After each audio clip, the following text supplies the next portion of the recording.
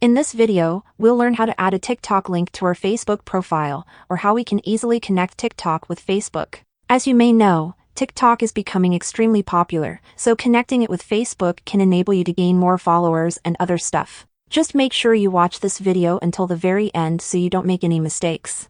And without wasting your time, let's start. The first step that we will do is to open the TikTok application on our device and make sure you are logged into your account. Then you want to go to your TikTok profile, and we will need our username. So just tap on the username right here, and it will say username copied. Now that we have that, we can exit the TikTok application and open our Facebook mobile app. We want to go over to our Facebook profile, so tap on the menu in the bottom right, and then click on your Facebook name at the top, and that's going to get us to our profile page. From here, we want to tap on the three dots at the right side of the screen, and that's going to open our profile settings. Select the edit button right here.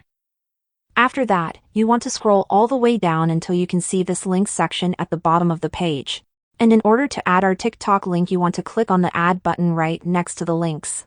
And we have our social links, and we can also add websites. But TikTok is a social media app, so click on add social link and then tap on the platform button here.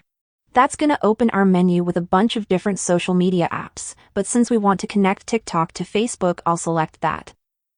And then simply paste the username that we had copied in the app. And then, we can simply save our changes.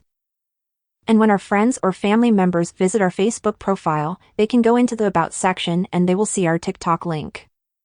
When they click on it, it will take them directly to the app.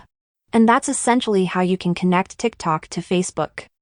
If this video helped you out, then leave a comment down below and I'll see you in the next video.